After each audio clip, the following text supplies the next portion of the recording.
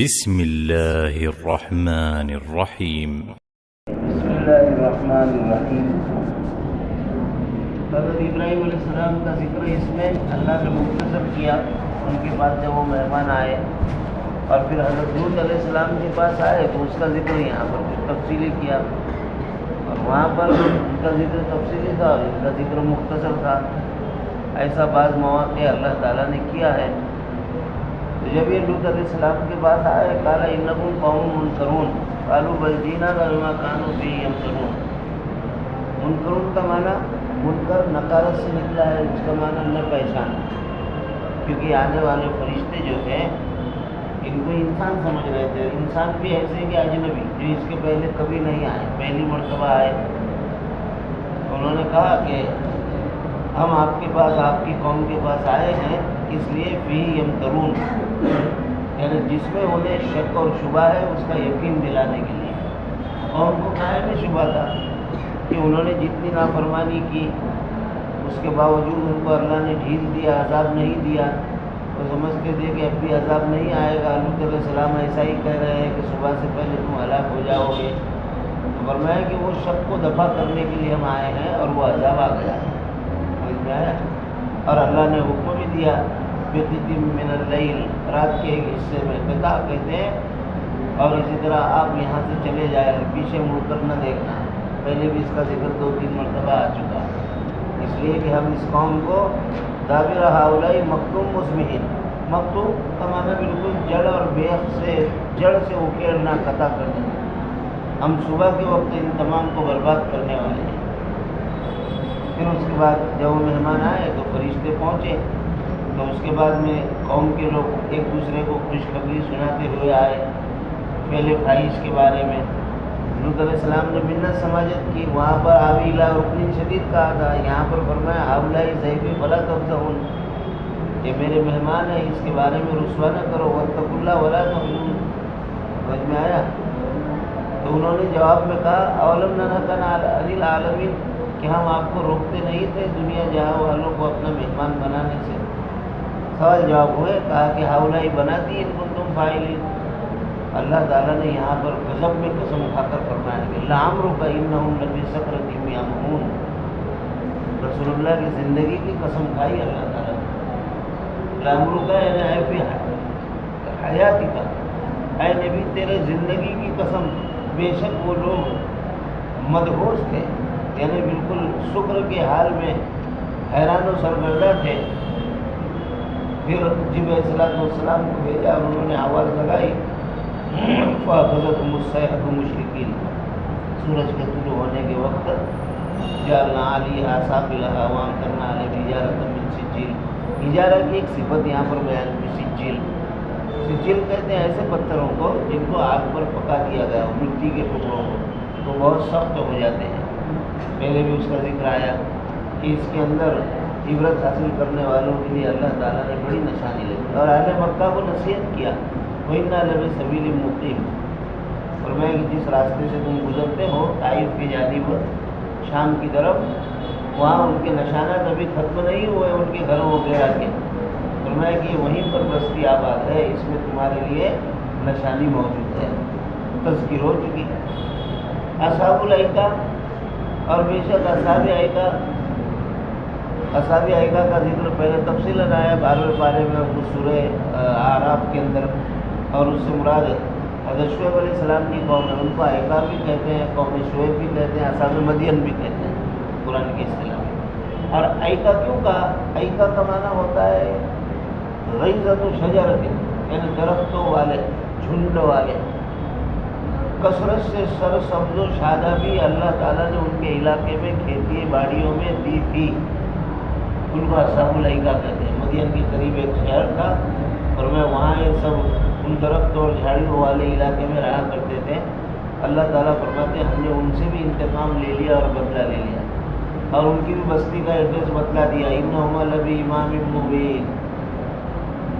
امام اور مبین، امام سے مراد یہاں پر امام اصل میں طریق اور راستہ ہے.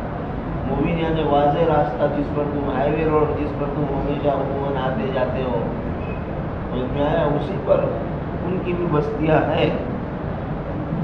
پھر فرمایا اصحاب ہجر کا بھی یہی حال ہے، یہ قوم سمود اس سے مراد ہے۔ مدینہ اور شام کے درمیان میں ایک وادی ہے، ان کی جانب رسولوں کو بھیجا۔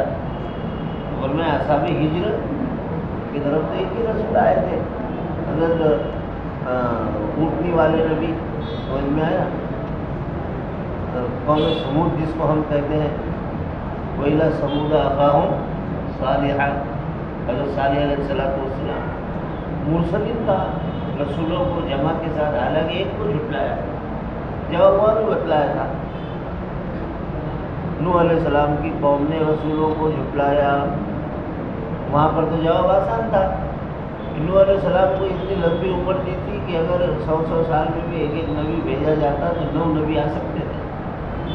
طویل زمانے کو مد نظر رکھ کر کہا مرسلین، اور یہاں پر تو ان کی عمر اتنی زیادہ نہیں تھی، 100 سے کچھ تجاوز تھی۔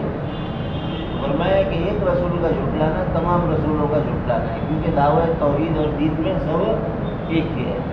فروعی مسائل میں اختلاف رہا ہے، لیکن توحید کے باب میں اور آخرت اور قیامت اور بعث وغیرہ، پل صراط، جنت جہنم، اس میں کسی کا اختلاف نہیں۔ زمین آسمان وغیرہ سب، ایسا نہیں کہ کوئی نبی ایسا تھا کہ جو کہتا تھا 5 آسمان ہے اور 5 زمین ہے۔ بعض والوں نے کہا کہ نہیں، اللہ نے ایک بڑا کی 7 کر دیے، اس میں کوئی کا اختلاف نہیں ہے۔ سب نبیوں نے ان حالات میں ایک ہی رکھا ہے، توحید کے باب میں سب میں ایک حال رکھا ہے۔ اللہ تعالیٰ کے وہ احکامات جو بعد الموت کے ہیں، وہاں بھی سب نے ایک ہی حال رکھا ہے۔ تو فرمایا کہ ایک کا جھٹلانا گویا سب کا جھٹلانا ہے۔ ہم نے ان کو ناقہ اونٹنی عطا کی تھی، اس سے انہوں نے اعراض کیا۔ یَنْحِتُونَ مِنَ الْجِبَالِ بُیُوتًا آمِنِينَ، یعنی وہ پہاڑوں سے گھر تراشتے تھے، اور آمنین بیوت کی صفت ہے، یعنی ایسے گھر کے جو بالکل امن والے ہیں۔ کیسے؟ سردی سے، گرمی سے، بارش سے بچاؤ۔ آمنین لوٹنے والوں سے امن تھا، اس میں کوئی چور ڈکیت داخل نہیں ہو سکتے تھے، امن تھا، کوئی ٹوٹ وہ نہیں سکتا تھا ان کو، کوئی بستی کو ان کے فنا اور برباد نہیں کر سکتا تھا، ان تمام چیزوں سے ان کو عمل تھا۔ لیکن ان کو بھی صبح کے وقت اللہ تعالیٰ نے آسمان سے خاص صبح کے وقت سیاح کہتے ہیں سیاح جبرائیل کو، جس کی وجہ سے زمین حرکت میں آ گئی تھی اور ان سب کو زمین نے اپنے اندر پھنسا لیا۔ وما أغنى عنهم ما كانوا يكسبون إلا بالحق وأن الساعة آتية۔ اور اے نبی صلی اللہ علیہ وسلم، بے شک قیامت ضرور آنے والی ہے، لا محالہ۔ فاصفحِ الصفح الجمیل، آپ جو ہے تو اپنے قوم سے اچھے طریقے سے درگزر کیجیے، اعراض کیجیے۔ صفح یصفح کا معنی معاف کرنا، لغتاً سمجھ میں آیا؟ عفا یعفو کا معنی معاف کرنا، لیکن زبان سے کہنا کہ میں نے معاف کر دیا۔ اور صفا یصفح کا معنی دل سے معاف کرنا، یعنی دل سے بھی اس چیز کو نکال دینا۔ اور یہاں پر معنی یہ ہوگا کہ اے نبی، عمدہ طریقے سے ان سے اعراض کیجیے، ایسا اعراض کہ اس میں کوئی شکوہ شکایت جزا سزا نہ ہو۔ ابتدائی حکم تھا، بعد میں منسوخ ہو گیا۔ جہاد کا حکم جب نازل ہوا، آیت سیف جب اللہ نے نازل کی، بعد میں کہا کہ کوئی اعراض کرنے کی ضرورت نہیں، بلکہ ان کے ساتھ قتل و قتال کیجیے، جیسا سورہ توبہ میں ہم نے اس کی تفصیل سنی۔ ان ربک هو الخلاق العلیم، اللہ تعالیٰ کی صفت ہے، ہر چیز کا پیدا کرنے والا اور جانتا بھی ہے۔ وَلَقَدْ آتَيْنَاكَ سَبْعًا مِنَ الْمَثَانِي وَالْقُرْآنَ الْعَظِيمَ، اللہ تعالیٰ نے اس آیت کو نازل فرمایا، اے نبی ہم نے آپ کو 7 مثانی عطا کی۔ 7 مثانی سے مراد سورہ فاتحہ ہے، اور والقرآن العظیم اس کا عطف 7 مثانی پر کیا، اور قرآن عظیم اور عطف تغیر کو چاہتا ہے، لہذا قرآن عظیم سے مراد پورا اور سورہ فاتحہ وہ اس کا بعض، سمجھ میں آیا؟ تو یہاں پر عطف میں تفنن ہے، تجدد ہے، یا یہ کہ دوسرا نام سورہ فاتحہ کا سورہ قرآن عظیم بھی ہے۔ حضرت حسن بصری رحمۃ اللہ علیہ فرماتے ہیں کہ اللہ تعالیٰ نے پورے قرآن کو نازل کیا اور پورے قرآن کا خلاصہ سورہ فاتحہ میں ذکر کر دیا۔ اگر پورا قرآن نبی نازل کرتے صرف سورہ فاتحہ ہی ہوتی تو پورے کا کام سورہ فاتحہ دے سکتے، جیسے احادیث میں حدیث جبریل کی حیثیت ہے، ایسی پوری آیت قرآنیہ میں سورہ فاتحہ کی۔ اور مثانی اس کو اس لیے کہتے ہیں، یا تو اس لیے کہ اس کے نزول میں تکرار ہے، ایک بار مکہ میں نازل ہوئی اور ایک بار مدینہ میں نازل ہوئی، دوسرا اس لیے کہ مسانی مسئلہ کا جمع اس کا منع تکرار ہر رکعت میں پڑھی جاتی ہے، پہلی میں بھی، دوسری میں بھی، تیسری اور چوتھی میں بھی، اور امام اگر بھول گیا تو پانچویں اور چھٹی میں بھی سورہ فاتحہ سے چھٹکارا بھی، فرض میں بھی، نفل میں بھی، واجب میں بھی، تہجد، اشراق، اوابین میں بھی، سب میں کیا ہے؟ ہر جگہ پوری دنیا میں اللہ اکبر ہوتی ہے الحمدللہ رب العالمین۔ ایسا اتحاد اللہ نے امت میں رکھا ہے۔ کسی بھی دنیا کے کونے کے کسی انسان کو پکڑ کر سنو کہ وہ اللہ اکبر کے بعد ثنا کے بعد میں کیا پڑھتا ہے؟ الحمدللہ رب العالمین۔ یہ قرآن کے باب کا اتفاق ہے، چاہے جو بھی زبان بولتا ہو۔ لیکن یہاں پر ایک دوست تھا ہمارا عبداللہ، مکتب میں قرآن اچھا پڑھا تھا، فاروق گیا کام کرنے کے لیے، بہت لمبا زمانہ وہاں پر رہا۔ پہلے بڑا آسان تھا، سب سمجھ میں آیا، اب جانے میں کوئی مزہ نہیں ہے، جہاں پر وہی اللہ اللہ کرنے میں مزہ ہے، سمجھ میں آیا۔ ہم اگر پریشان ہونے کا ہے اس سے زیادہ کچھ نہیں۔ جلالدین سیوطی رحمۃ اللہ علیہ اپنے مسلم، ان کا ایک مجھے دھیان میں رکھنا، وہ کہیں نکل نہیں جانا، یہ پہلے یاد آ گیا تو اس کو سن لیتے کہ ان کے جو ہے تو ایک تو مرید تھے، انہوں نے کہا کہ حضرت میں مصر میں سے اب ذرا دوسرے ملک میں جانا چاہتا ہوں، پر میں کیوں، آپ میرے لیے دعا کر دیجیے، یہاں پر میری تجارت کاروبار وغیرہ کچھ بھی نہیں چل رہا ہے، تو وہاں جاتا ہوں کمانے کھانے کے لیے۔ تو جلالدین سیوطی رحمۃ اللہ علیہ نے کیا کہا تھا کہ اچھا ٹھیک ہے میں اجازت دیتا ہوں، لیکن وہاں کے خدا سے میرا سلام کہنا۔ کیا حضرت خدا تو ایک ہی ہے؟ کہا کہ ہاں ایک ہی ہے، میں تجھ سے اس لیے کہہ رہا ہوں کہ ہو سکتا کہ یہاں کا خدا وکیل ہے، تجھ کو دے نہیں رہا، وہاں کا دے رہا ہوں۔ کیسی اصلاح کی؟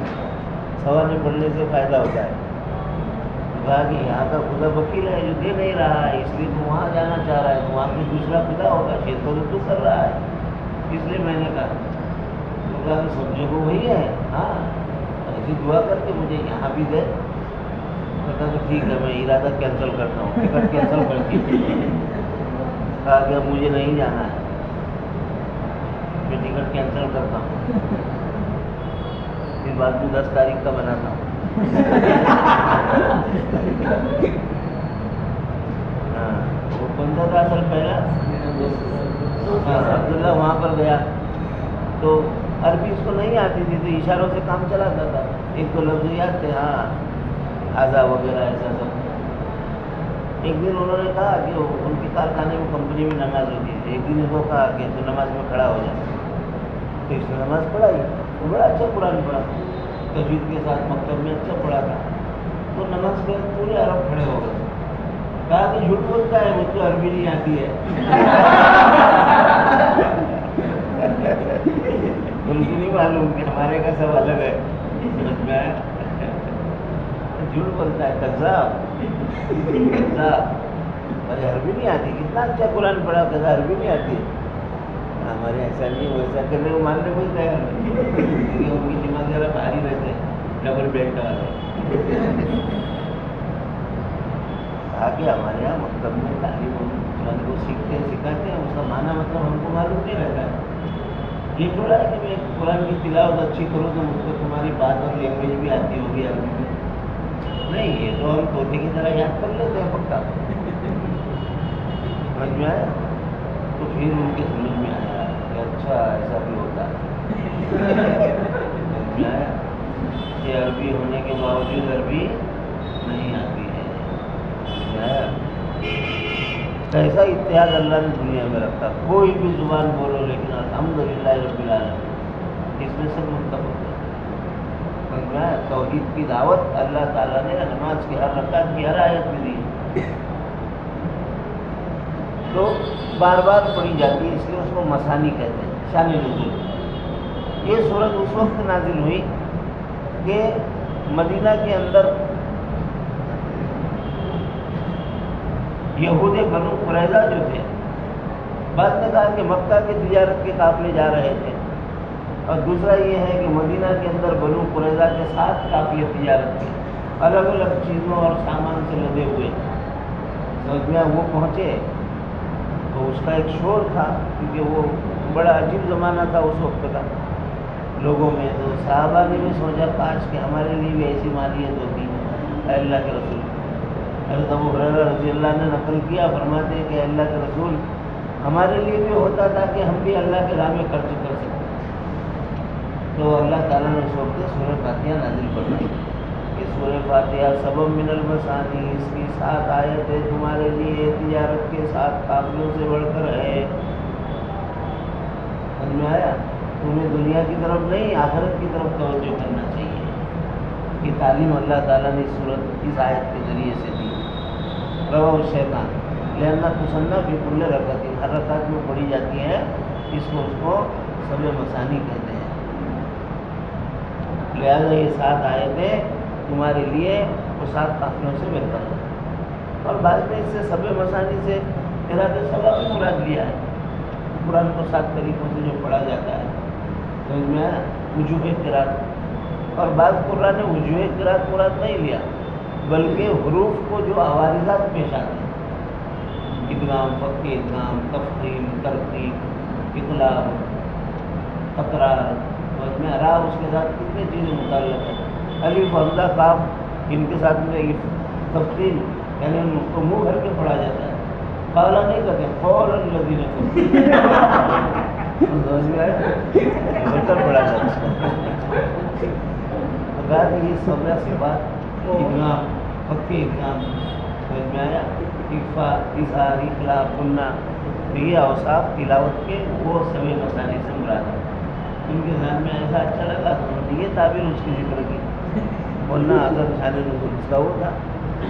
اور بعض کہتے ہیں کہ قرآن جب نازل ہوا تو جبرائیل علیہ السلام آئے تو رسول اللہ نے فرمایا کہ جبرائیل تم قرآن مجید عربی میں نازل کر رہے ہو، میری امت کے افراد اس کو پڑھنے میں دشواری محسوس کریں، اس لیے کہ بنو قیع کی لغت الگ ہے، حذیل کی لغت الگ ہے، خزاعہ بنو بکر الگ لینگویج میں بات کرتے ہیں، سب الگ. اور آپ جو ہے تو خالص لغت قریش میں.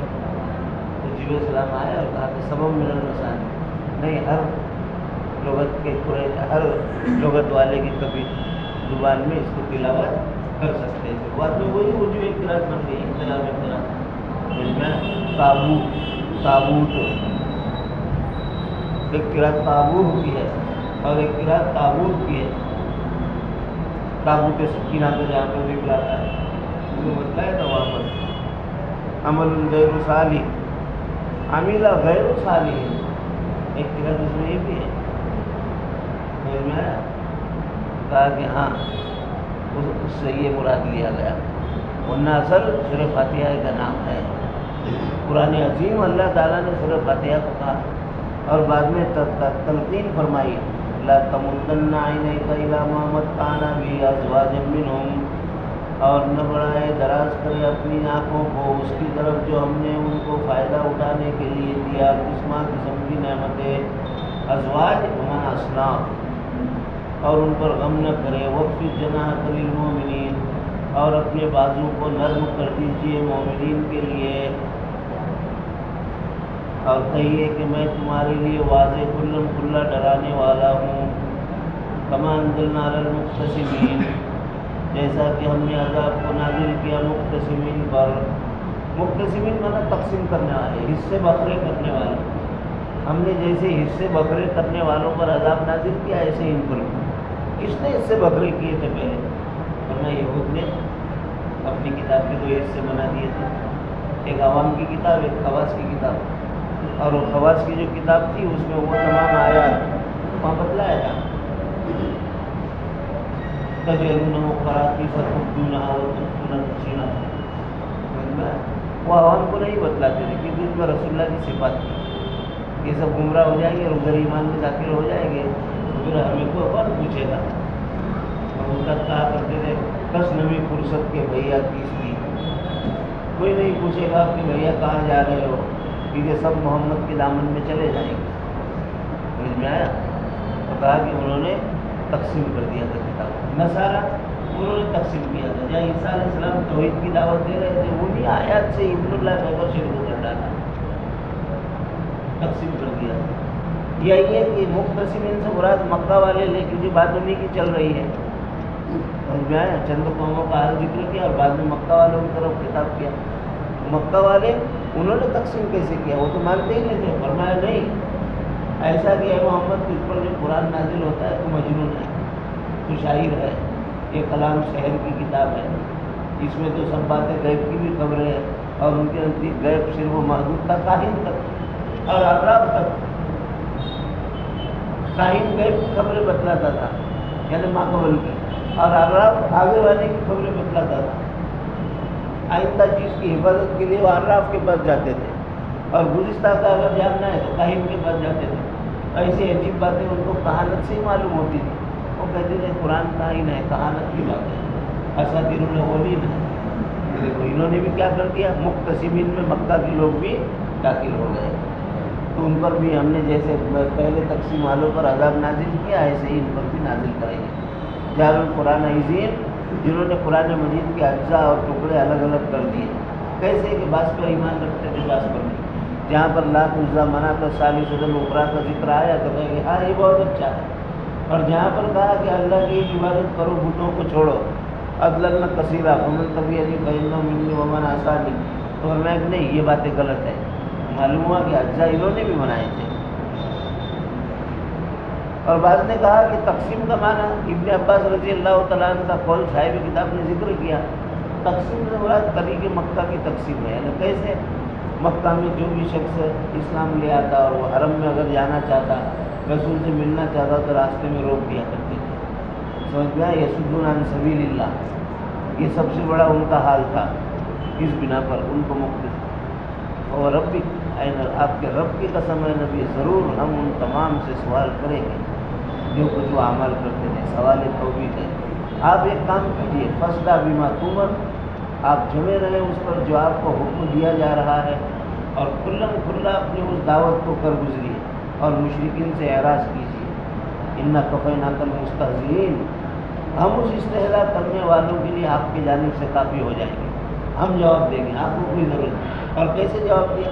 وہاں پر بتلایا تھا، ان کے سب کے نام کے ساتھ بتلاؤں گا آگے، وہ موقع آ چکا. دیکھو اندر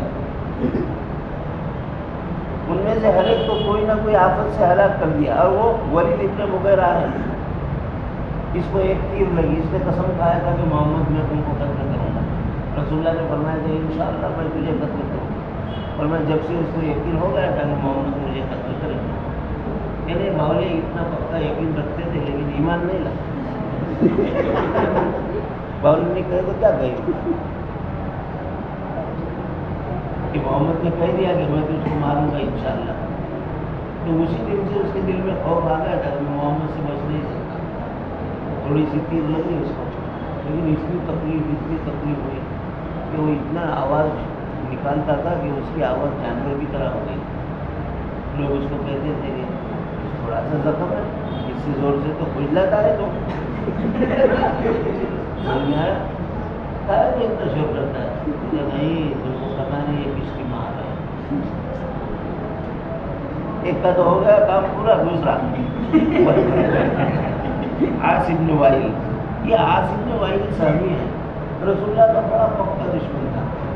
ایک دن اپنے تکبر میں لمبے دراز کپڑے پہن کر زمین پر لٹکتے ہوئے رسول اللہ کی مخالفت میں چل رہا تھا. راستے میں ایک ببول کا کانٹا تھوڑا سا اس کے کپڑے میں لگا، اور وہ کانٹا پھر ادھر ہوتے ہوتے اس کے پیر کے قریب ہو گیا. اس نے اپنے نبوت کے خلاف سمجھا کہ میں جھک کر اس کانٹے کو نکالوں، میں کیوں کانٹے کے لیے جھکوں. یہ لوگ بڑے عجیب متکبر تھے. پیر کو اپنے زخم ہو رہا ہے لیکن پھر بھی کہتے تھے میں کیوں گھر جاؤں گا اور باندھی سے کہوں گا کہ میرا کانٹا جو ہے نہیں نکال. لیکن اس نے تھوڑا سا زخم لگایا عاص بن وائل سے، اس کی وجہ سے پیر اس کا بالکل بڑا ہو گیا. اتنی تکلیف ہوئی کہ تمام گھر والے اس سے نفرت کر رہے تھے. کسی کو آرام اور سونے نہیں دیتا تھا، تکلیف پہنچاتا تھا. عاص بن وائل ایک چھوٹے سے کانٹے میں اس کا انتقال ہوا. اچھا تیسرے کا بھی کام دیکھو. عدی بن قیس، اگرچہ عدی بن قیس ہے لیکن حقیقت میں وہ حارث بن قیس ہے. سمجھ میں؟ حارث بن قیس الطلاطلہ، یہ اس کی کنیت تھی، سرنیم.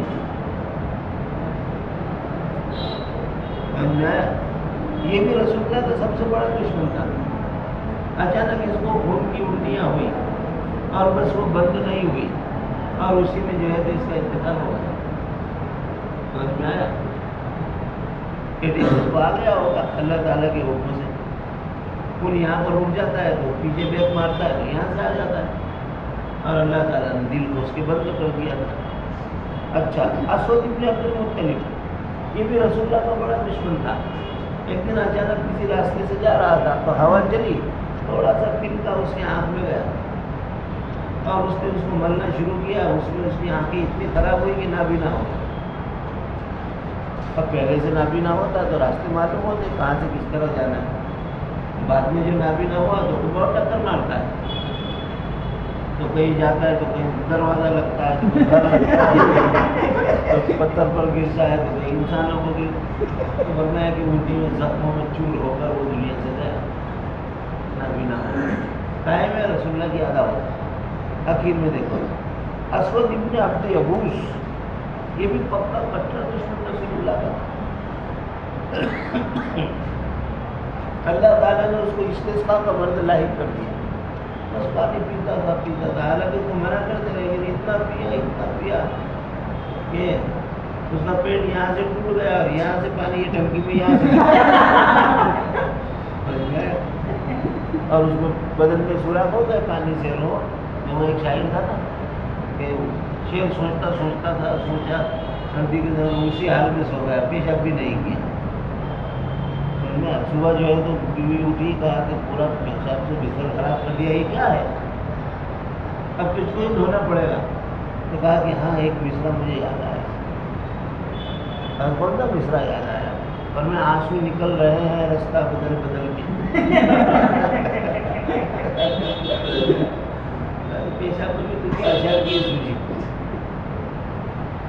سب کے سب کو اللہ تعالیٰ نے برباد کر دیا. کوئی کانٹے سے, کوئی آنکھ میں تھوڑے سے کچرے جانے سے, کوئی استسقاء کے مرض سے, کوئی تیر کے نوک سے, کوئی قے ہونے سے. الذین یجعلون مع اللہ الہا آخر فسوف یعلمون, یہ ہیں جو اللہ تعالیٰ کے ساتھ دوسروں کو معبود بناتے ہیں. اور بے شک اے نبی ہم جانتے ہیں انک یضیق صدرک بما یقولون, جو کچھ وہ کہتے ہیں آپ سے اس کا دل تنگ ہوتا ہے. یعنی اگر اے محمد آپ سچے ہیں ہم پر عذاب نازل کر دیجیے, اگر آپ سچے ہیں تو میں گدھے سے زیادہ بیوقوف ہوں, اگر آپ سچے ہیں تو آسمان سے پتھر برسا دیجیے وغیرہ. آپ کا دل تنگ ہوتا ہے فسبح بحمد ربک, آپ جو ہے تو اپنے پروردگار کی بڑائی اور تعریف بیان کر دیجیے, سبحان اللہ و بحمدہ کہیے, وقم من الساجدین, اور نماز پڑھتے رہے. سجدہ کہہ کر کل صلاۃ جو ہے تو مراد لی. وَاعْبُدْ رَبَّكَ حَتَّىٰ يَأْتِيَكَ الْيَقِينُ, اور اپنے رب کی عبادت کیجیے یہاں تک کہ آپ کو موت آئے. پھر موت کو یقین کے لفظ سے یاد کیا, اس لیے کہ موت کا آنا بالکل یقینی ہے. دنیا میں ایسی قومیں گزری اللہ کا انکار کر دیا, لیکن اس کی مخلوق موت کا انکار کسی نے نہیں کیا. خالق کے منکر ہیں لیکن مخلوق کے مقر ہیں, موت آئے گی ضرور.